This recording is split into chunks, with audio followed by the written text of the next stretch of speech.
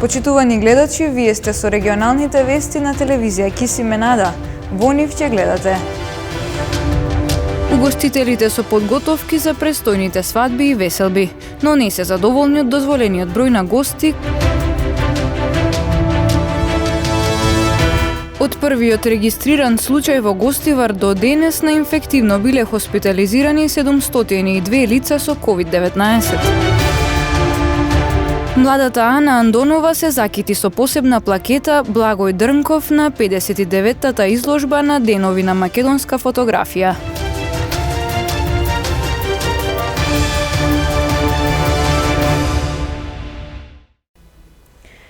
По повеќе од една година на отворен простор ќе се организираат свадби и други прослави, со капацитет до 100 гости. Музичарите пак како неизоставен дел од секоја веселба ќе можат да свират само на свадби, но не и во кафулиња и на концерти.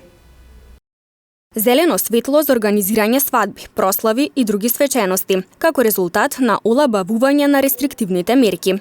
Истите ќе се организираат на отворен простор, до максимум 100 гости, но не повеќе од 50% од капацитетот на просторот. Бројот на лица пак на една маса во угостителските објекти е зголемен од 4 на 6 лица. Угостителите со последни подготовки за престојните свадби и веселби, но не се задоволни од дозволениот број на гости, како и одржувањето на веселбите само на летните тераси. Правиме подготовки и во исчекување сме на поволна одлука на владата и кризниот штаб, за да може да почнеме со организирање на свадбените веселби кај нас.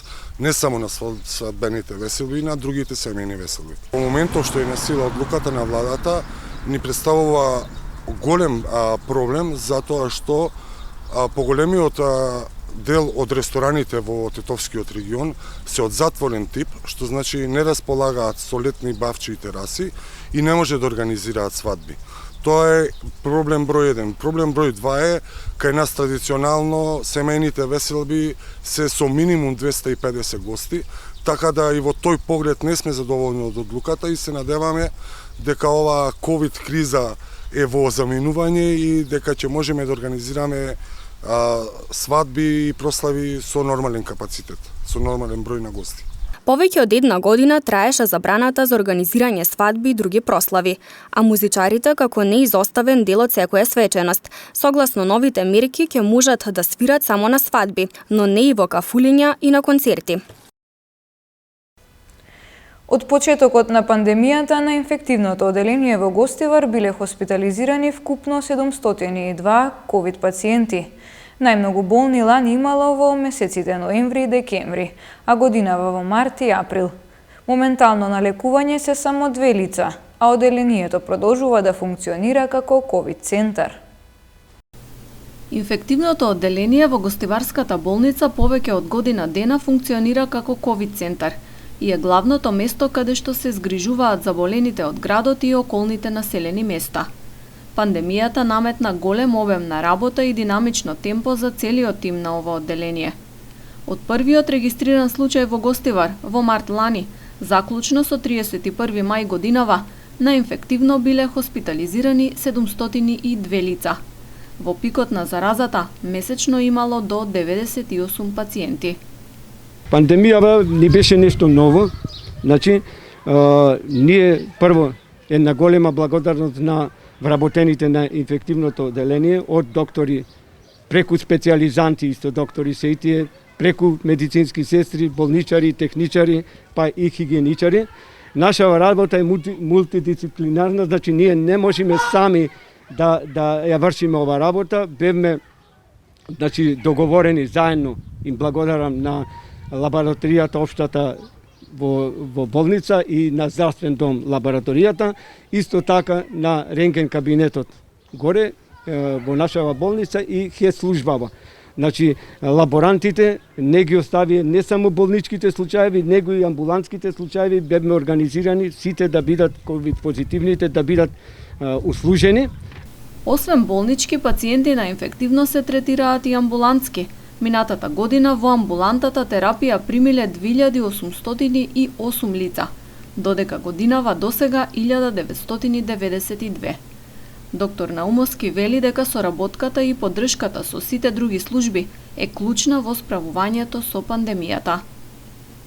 Март месец имало 25 пациенти, април месец 20, мај 6 пациенти, јуни 15, јули 40 пациенти, август 63 пациенти, септември 47 пациенти, октомври 39 пациенти, ноември 75, декември 98, јануари 44, февруари 40, март 65, април 86 за 2021 се овие и мај 40 пациенти. Од овие месеци, значи, најповеќе пациенти сме имале болнички во месец август 63 пациенти, ноември 75, декември 98 и март и април од 2021 65, односно 86 пациенти. Најмногу тестови за коронавирус во Гостивар се направени во епидемиолошката служба на Центарот за јавно здравје, вкупно 8081. Во болничката и лабораторијата на здравствениот дом со брзи антигенски тестови досега биле тестирани близу 3000 пациенти.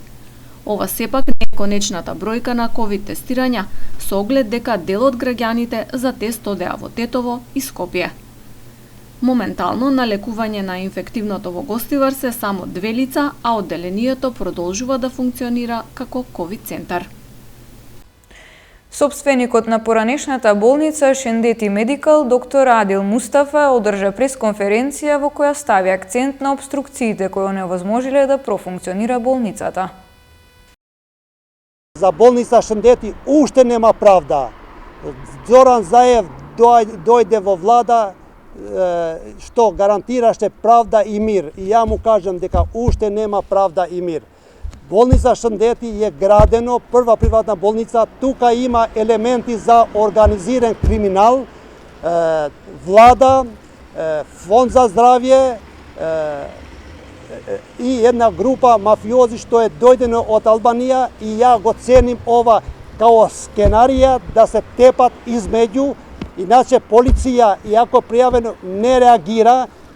Болница има решение за времена мерка, се судиме со банка и не сме ништо да се руши, да се оштети и преку ноќ е носене со камиони опрема што е купено со стотини илјади евро. На мене господинот Адил Мустафа ми се јави, ми прати слики на опрема, медицинска опрема која што е набавена пред повеќе години за да работи болницата Шендети и сфрлена на куп во дворот на болницата пред деца што се малолетни, без оглед пред кого е, меѓутоа тие малолетни деца имаат некаква друга слика за тоа што во оваа држава смее, што не смее.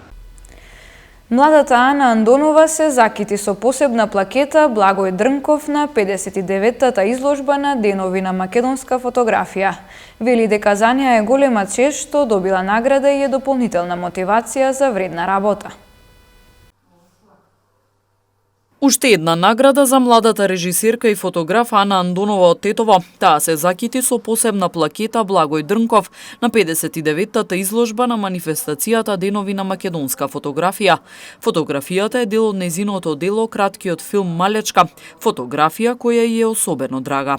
На 59-та изложба на Денови на македонска фотографија јас ја добив наградата, посебната плакета Благој Дрнков и фотографијата која што беше наградена е со тема од мојот филм кој што го направив минатата година Малечка. На него се главните актерки Мартина Стериоска, Меланија Серафимовска и Мила Евкоска.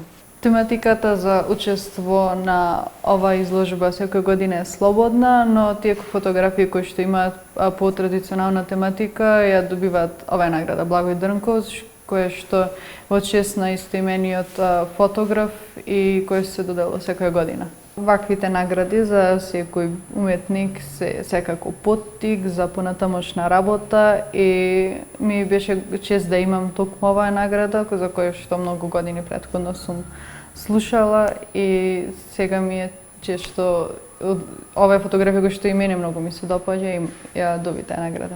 Таа неуморно работи на реализација на идеи за кратки филмови, незината друга голема љубов.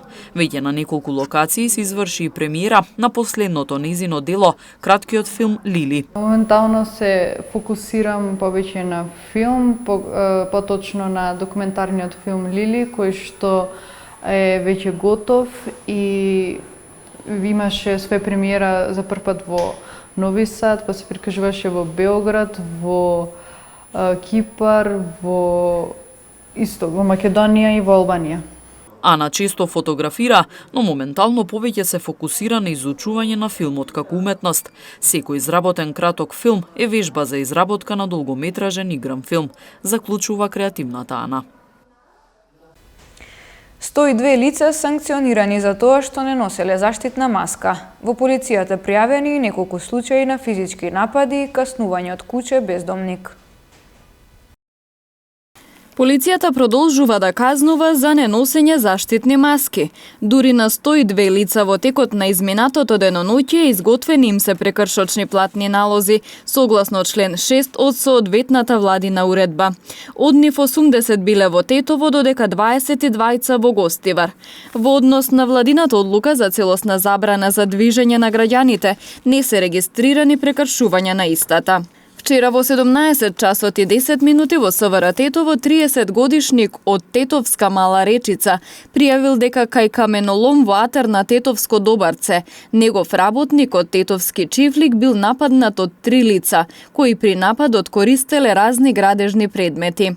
Увид на местото извршила увидна екипа од СВР Тетово и се преземаат мерки за расчистување и документирање на случајот, пошто ќе биде поднесена соодветна пријава.